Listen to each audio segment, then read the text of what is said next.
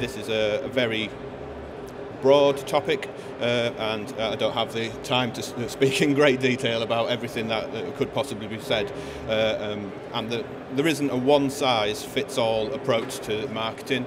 So hopefully, I'm going to show you a few points that we've tried and we've used across the globe, and maybe some of them will be applicable to you. So I'm going to the schedule. I'm going to give you a brief history of Calrec, just in case you don't know who we are, and then I will talk about how to create exposure for your product overseas, working with the media to spread publicity for your product, and using digital to reach your consumers overseas. So firstly, Calrec, a brief history. That's our, on the left there, that's the first desk we ever made in the, and we still have that in our museum in the factory. So, 1956, the Calder Valley Sound Recording Group was founded. This was just a group of enthusiasts who got together to make their own equipment, essentially. In 64, we started trading as Calder Recordings Ltd, and in 71 was when we actually moved into console manufacturing. In 77, we supplied the world's first stereo broadcast console. This is the first of quite a few firsts that we have to our name. In 1978, the Soundfield microphone was introduced, and this is now, through a series of acquisitions, this is now part of TSL Products and has become a widely used microphone in the broadcast industry. In 81, we supplied the first digitally controlled assignable console. 1996, the Q2 console was designed for OB vans, and this is how we broke America. In 2006, we developed FPGA technology to increase channel counts, and in 2009, Hydra 2 and Bluefin 2 were launched, and that's our current product range. So, the way we were, that's a picture of Yorkshire about 10-15 years ago. So we had trade shows, press relations, print advertising, demos and events, brochures and sponsorships. And so over the last 10-15 years, things have changed, as you can see from my picture. And now we still have trade shows and PR, but now we have the addition of digital advertising and demos and events. Brochures are more and more becoming digital format, and then additionally we have websites, social media, blogging, and the holy grail, which is peer-to-peer. We'll talk about that in detail, but generally people talking to each other about your product in a positive light. That's what we're essentially aiming for. So, how to create exposure for your product overseas. Firstly, create a brand. Decide who you want to be, how people want to perceive you. If you have you'll be having some sort of domestic success at the moment, so you will have gone quite a distance to create a brand in your home country anyway. So you want to use your domestic success as case studies to show the rest of the world exactly what you can do, what you're going to achieve. Some areas of the world demand references. Eastern Asia is very popular in Eastern Asia for people to want to see case studies of installations of yours from your success. And what we've found are independent companies are more willing to cooperate. The bigger broadcasters, the networks, they have very strict guidelines and tight PR rules and things like that, and they don't generally want to be seen to favour a manufacturer. But an independent company, like a truck company for us, would be more willing to cooperate because they get exposure from it, we get exposure from it, and it works as mutually beneficial. It works as a mutually beneficial technique. Organise visits to the facilities that use your products. Essentially, if you've got some impressive installations, taking people there to actually see things in situ in a live environment works really well. This could be to bring the customer to you. Calrec's very fortunate in the fact that we manufacture in the UK in an old mill in Hebden Bridge, and people want to see the manufacturing facility. So while people are over, we do bring people to customers from around the world. I mean, one very a good example of this for us was we brought a Russian TV company called NTV Plus to the UK, and we showed them around Sky Studios, where we have an extensive network. This was before there were any consoles in Russia, and currently now NTV Plus has the largest Calrec network in the world. And choosing the right people to represent you is definitely something that needs concentrating on, because essentially, unless you're going to set up offices all over the world, you will be employing distributors and resellers. So you need people who have a similar outlook to you, because they essentially are an extension of your company. We have a long-running distributor in America that services all of the east side of America, and they essentially are just part of Calrec now. That's the outlook, and that's how their customers view them.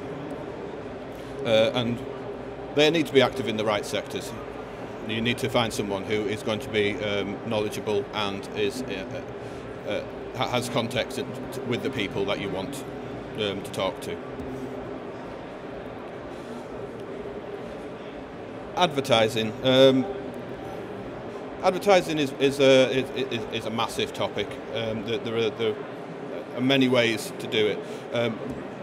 You need to research into your overseas publications to find out which ones address the right area. And there are independent audits by people like the BPA and the ABC who will give you an overview of the readership and the distribution numbers, so that you know that you're picking the right publication to place your advertising in. It's essential to pick the right publication and put quality advertising into these, rather than lots of advertising over many publications, as you may be paying to put advertising in front of people who don't necessarily want to or need to see your product. And this is a massive topic, and probably one that is best discussed over a drink. So we're not going to go into it in detail whether digital or print is the right way to go at the moment, but I think essentially strike a balance. Print publications are still very important, so you need to weigh up which print publications and which digital publications are going to benefit your campaign, and get good value for your exposure. I mean, for our broadcast sector, Newbay is a large publishing group, and they have numerous titles that we want to be published in. So if you negotiate with the group for ad campaigns across multiple titles, you may be able to get yourself a better deal that way. Exhibitions. We're at one now, and they are very important. The IABM reports that the broadcast sector spends a high percentage of the marketing budget on exhibitions. So you need to choose the right ones, because a lot of money will be spent attending them. For us, we've decided NAB and IBC are the two international exhibitions, and this is where we will launch our products. We'll use this as a platform or a springboard for exposure. So once you've decided what your intention is, then that's how you can drive your marketing forward. As we use NAB and IBC as a springboard, the other shows that we do globally are more regional and domestic, and so we use them as to support our announcements and to support the shows where we make our technological leaps. So one of the things to get the best value out of your exhibition is to prepare and follow up to maximise the value. You will find that if you put the legwork in beforehand, you will get to see a lot of people in a very short amount of time, and then you have to, obviously with all the leads that you get afterwards, the following up is where you start making progress. And speak at conferences. Place yourself as a leader of thought. If you've got something that puts you in a unique position, your product, then you need to speak about it, let people know and why your product will benefit the industry, and show everything in relation to the market, and then you will develop a reputation that you for being a leader in your class. So working with the media to spread publicity for your product. First and foremost, you need to identify who your audience is. It's important to identify who the end users of your product are, not just the purchasers, because everyone speaks to everybody, and it will be people's, not just the people who spend the money who are going to be involved in the decision-making process. So you need to make sure that you're addressing the people who are actually going to use your equipment or your service. You need to make contact with the editors of the publications that you've identified that address your target readership. If you can meet them at exhibitions, you can call them, drop them an email, just anyway, just get your name in front of them so that you establish that relationship. Because maintaining press relationships is one of the reasons why we come to exhibitions, and it's one of the reasons why we have a good relationship with the publications that we favour. And what we found when we're making press announcements is to publicise how you've solved a problem rather than that you've made a sale. People are more interested in the benefits that people are going to get from your product as opposed to you've made some money by selling to a certain company. The press love exclusives. If you've got a press release coming up and you think that it's suitable for a certain publication, then a good idea is to hold off on the mass distribution of the press release and find a publication that will maybe run an expanded version of it first as an article, and then make your mass distribution afterwards. And that means that you'll get twice the value from your press release. And editors, they're open to suggestion. Approach them with ideas for articles that you can supply. It doesn't necessarily they quite often can find space for you to supply something if they find that it's relevant to the current climate.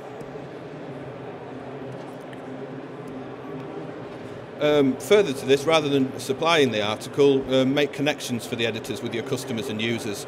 They find that they are journalists and they employ journalists, so they will write articles. If you can do all the get the clearance first for and do all the legwork for them, and just give them the ability to just do the interview and write an article, that will help greatly.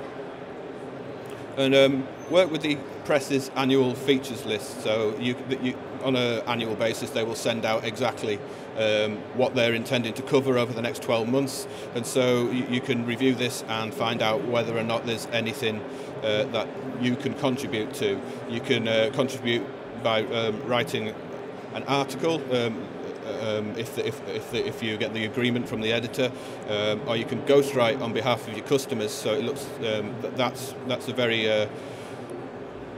very good way of achieving what looks like an objective article, is when the customer has put their name to it. Write technology leader pieces, so you can show what innovations you've got, or your comment on the state of the industry, or certain elements of the industry that are very up and coming at the moment. But avoid fluff and puff and advertorial. Nobody wants to read about how good you think you are. And contribute to comment articles and give as much detail as possible. Quite often journalists will approach and they'll want you to answer a set of questions. If you give them a good overview of your position, then that you're more likely to be well represented in that article. If you've got the budget, employ a PR company. They just have more contacts and experience. They do have their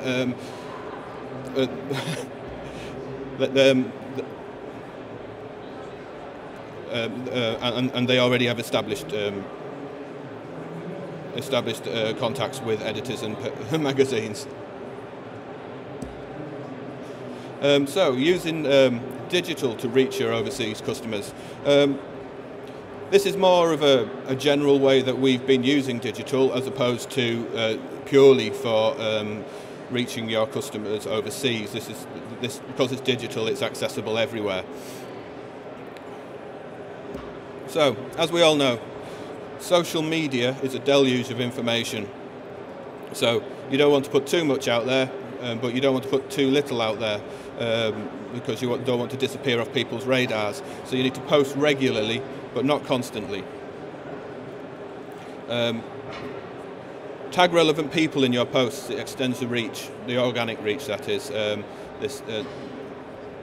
That's one of the methods of getting your message out there, is to spread how far that your post can be seen. And so if people or companies that are involved in the actual post are tagged in it, then their readership will see it as well. Reply to every comment. I mean, not only is it polite, it's also a good way of interacting with your customers, with the industry, and it's also a way of getting yourself involved in conversation and topics, and it humanises the company, shows that you're actually a group of people rather than just a faceless corporation. And social media isn't the corporate persona. It's less formal, behind the scenes stuff is very popular. So if you can get images of your manufacturing process, or things that you've done, or installations that you've got while you're out there, we give administrative rights on our Facebook to our customer support engineers. So while they're out doing installations and commissionings, they can take pictures, and with our customers' permission, of course, we will post these on Facebook, and these are very popular because people like seeing these things. And images are instant and encourage likes and retweets. You can just quickly scroll past it, see a picture, tap like, and then that should extend again your organic reach.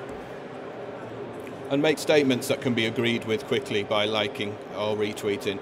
So don't ask a question. Basically, ask questions that need a yes or no answer. And so if they say yes, they'll like it, and then then they can move on. And so it's getting the speed of the interaction down as well. As I said previously, it's quality, not quantity. So for us, on our blog site, we only publish articles of genuine interest. So it's what is actually interesting to your customer base and the wider surrounding industry. It doesn't necessarily have to be specifically about, for us, broadcast audio consoles. It can be about the wider audio industry in general, but things that are actually going to interest people, rather than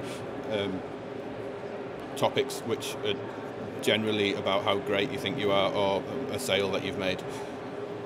Newsletters. Now these are a great way of repurposing what you've already got. You've got articles on blog sites. You've also got press releases that you've used and such like. So you can use that content from the social sites and the press releases and send it to newsletters.